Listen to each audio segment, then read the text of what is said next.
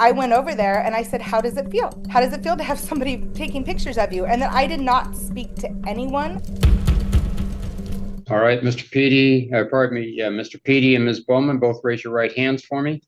Swear that testimony in this case will be the truth, whole truth, and nothing but the truth. Yes, sir. Okay. Ms. Bowman, say something? Yes, I do. Sorry, my screen. Okay, thank you. Oh, there's it.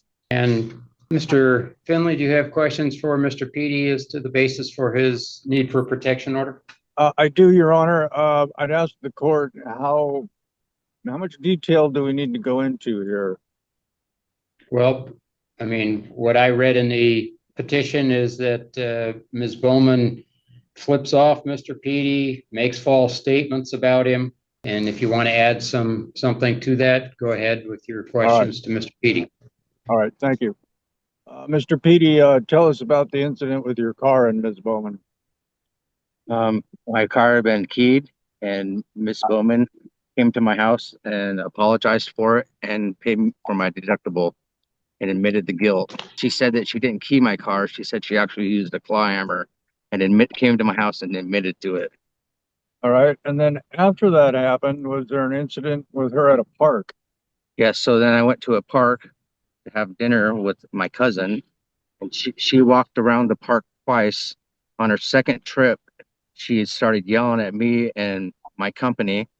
One of the fathers from my school was right behind her and saw the whole thing, and she just trying to cause a disturbance with me and the three kids and my cousin, and we pretty much just ignored her and went about our way, and it's just nonstop harassment. She just won't let up.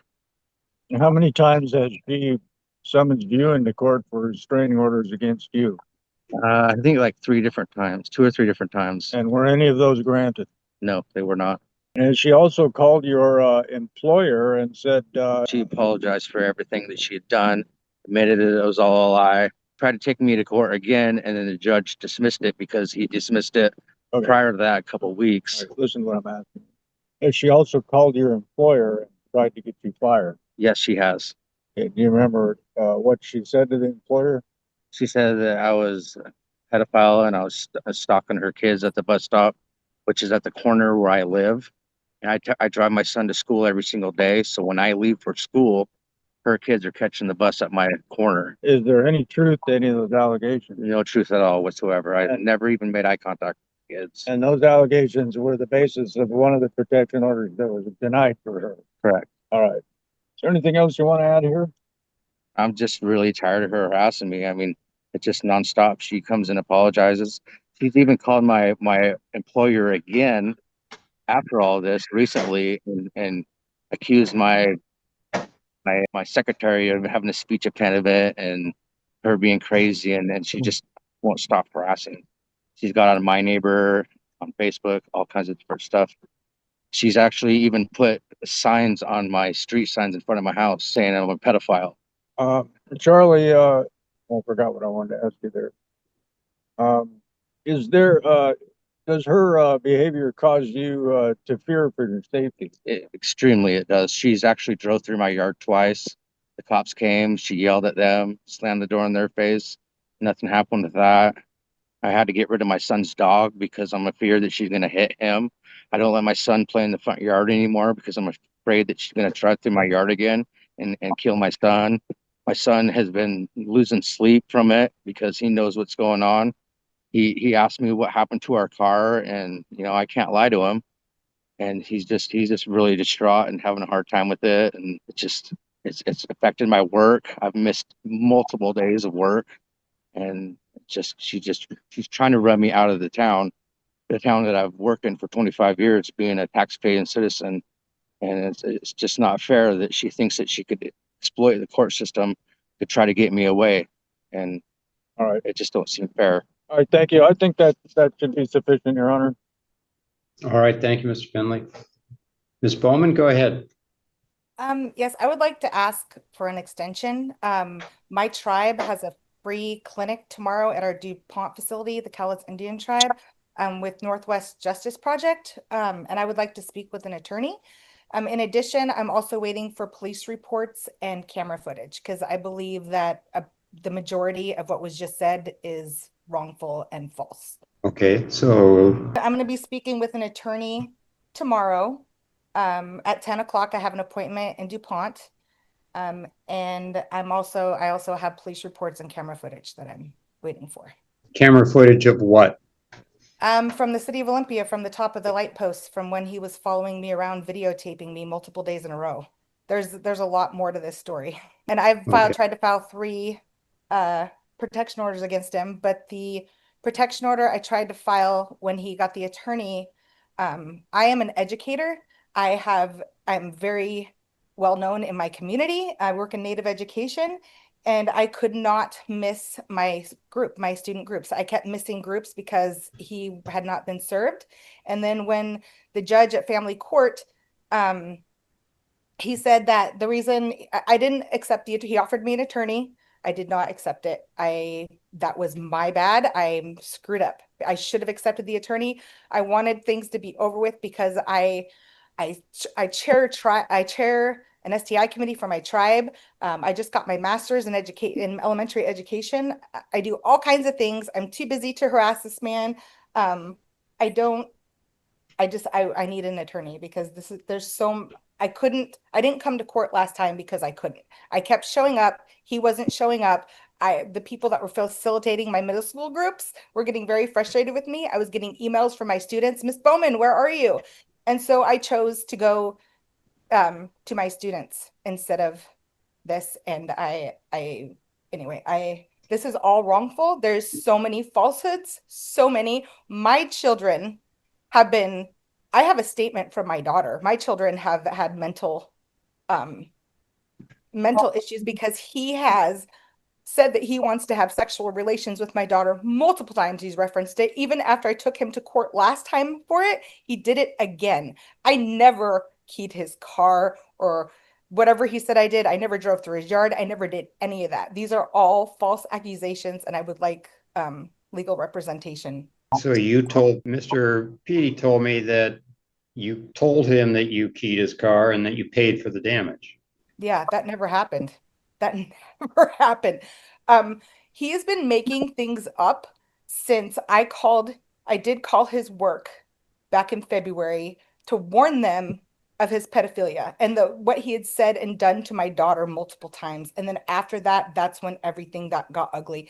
That's when he accused me of driving through his yard and called the police on me. That is when like all this ugly stuff started happening. So you're denying all of that. You're All of saying, it. Yes, did you absolutely. pay him for anything? I paid him for nothing. So didn't give him a check, you didn't give him cash, you didn't Venmo him anything. You've done not given him any money at all. No. And how about the incident that he describes when he's at a park and you're seen walking by and he says he has a witness who'll testify that you were yelling at him? I can tell you exactly what happened that day, sir. I am an avid walker. I have an app right here on my phone that says I've been walking around that park multiple times every day for years. I also have neighbors that are willing to give statements. I mean, you can ask anyone. That's how Mr. Petey and I met, was because I'm a walker and I used to walk by his house.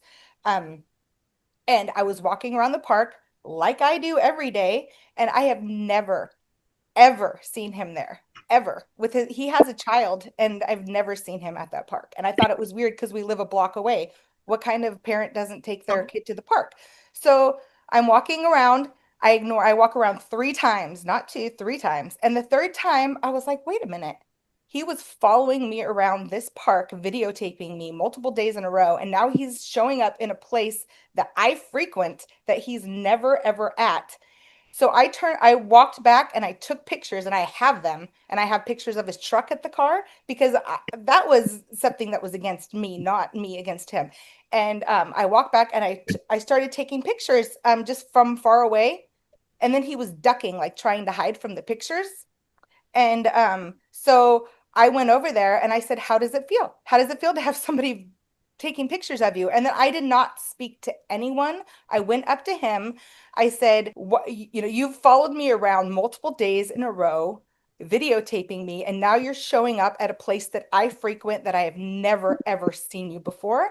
And I said, "You're getting served. I will see you in court." And then I went the very next day, got a protection order. I showed up to court twice. He never showed up. And that's when my middle school groups and my students and everybody was harassing me because I was missing work. And so I chose that day, I made the mistake to not go to court and go to my students instead of going to court, which was a mistake on my part. But this man has been harassing me. Like this, everything that he's saying, he is actually doing. There's a lot of projection. There's a lot of gaslighting. Um, I I don't every time I've talked to this man, I get a different answer for the same question. Um, this man also, in addition to everything else, he's got 7 acres in Shelton with a house. He lives in a teeny tiny mold infested house surrounded by single moms that he has harassed. He's harassed so many all around, and he's got 7 acres and a house in Shelton. At his age, I'm sorry, but my dream would be to have acreage and build a, and he's got a kid. Like, why is he choosing not to live in on his 7 acres that he's had his whole life with a house in Shelton and said he's living in this teeny tiny little mold infested house instead of I mean, to me that just speaks volumes. A lot of things speak volumes, but anyway, that's And Mr. Petey, how did Ms. Bowman pay you for the damage to your car? She came to my house to apologize because she thought to my, and she came to my front door. I opened the door. I realized it was her. And I said, "You should probably just leave." That's all I said to her. She turned around and walked away. Well, I was already doing dump runs that day. So I walked around to into my house and through the house to the garage. I opened up the garage door and bam, there she was. She walked up to my garage door and I said, "Laura, I thought I asked you politely to just leave. I don't want to see you ever again. Please leave me alone." And she said, "I just want to make it right." Well, I used to always drive my work truck to work, and I stopped doing it because of her harassment and the way she was harassing and badgering my company through the internet. So I didn't want her to think that I was working anymore. So she thought that I got fired. And she's like, "I just want you to get your job back." And I was like, "Well, you just called Carrie 3 days ago and apologized." And Carrie played it off like she had to talk to the employer to try to get my job back. She didn't want to engage with her because she knows that she's crazy. So I said, "Well, what do you want?" And she's like, "Oh, I just want you to forgive me." And I was like, "Laura, when you keyed my car in November of last year, I forgave you because I don't want to carry you in my backpack. I don't hold resentment. I don't hold grudges. I just wanted to die. I just want to go away." And she's like, "Well, I just want you to get your job back." And I was like, "Well, what do you really want?" And she's like, "I just want you to forgive me." And I was like, "Well, if you want me to forgive me, tell me that everything that you've done has been a lie." And she's like, "Okay, I admit that I made up all this stuff and it's all a lie." And I was like, "If you really want me to forgive you, you admit to me that you keyed my car." She looked me dead in the eyes and said, "I did not key your car." And I said, "Laura, you're a liar. You just admitted to be a liar, and I know you keyed my car because nobody else would do that. All the neighbors love me."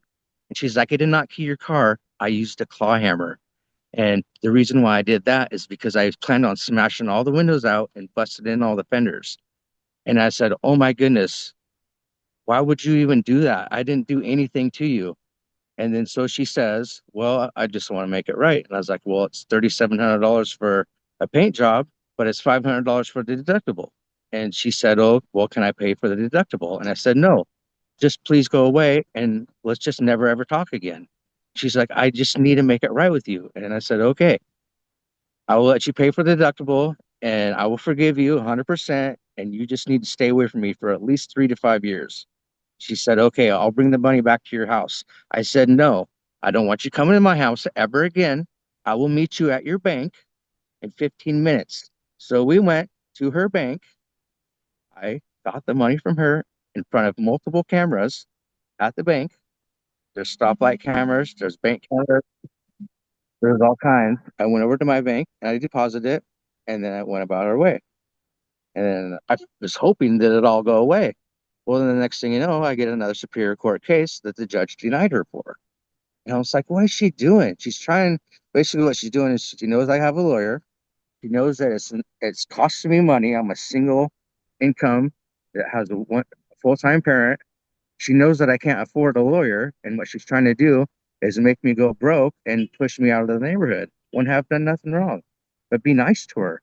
I haven't drove past her house in over 7 months. Since November, not one time have I drove past her house. And that's a shortcut for me to get home.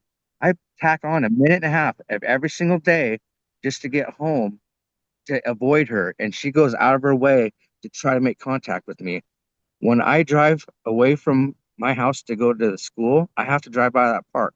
I drive by that park at least 4 to 8 times a day coming back and forth from work. I completely avoid her area just to give her respect, and she cannot return that favor.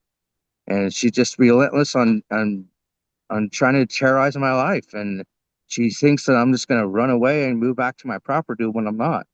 That's not, I don't have to do that. I live in Olympia because it has a better school for my son, and he's already been going to school there for 2 years.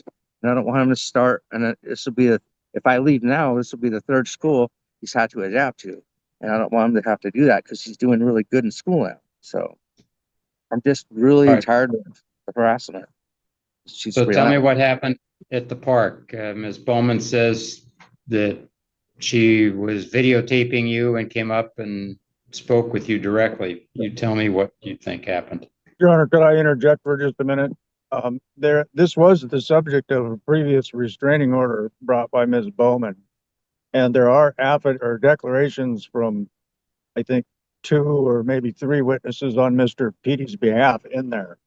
If the court looks at those, I think you'll see that they're consistent with what he's going to say here, and I'll let him go ahead and answer your question now. Ms. Bowman Okay. didn't have any witnesses. So she walked around. That I noticed, as I realized, she walked around the whole park, which is the city block, twice. On the second trip that I noticed that she was walking around is when she started screaming at me from the road. Well, I was at the table, as a picnic table, while my nieces were eating dinner, and my son was sitting there playing on the phone. So I didn't have the phone in my hand. And as she's yelling at me, I told my cousin to don't even look at her. She wants us to engage. Just don't even pay attention because she won't stop. And then one of the fathers that I see every day at school was walking right up behind her and saw it and heard the whole thing. And he gave me a declaration along with my cousin that I was with, them both stating of exactly what happened. And I actually didn't even talk to her that day because I knew that there was stuff going on, and I knew that if anything I said to her, she's going to try to use against me. So I didn't even say a word to her. And because there's so many people, she walked away, but she got halfway around the park, still screaming and yelling at us. And that's how people were noticing it.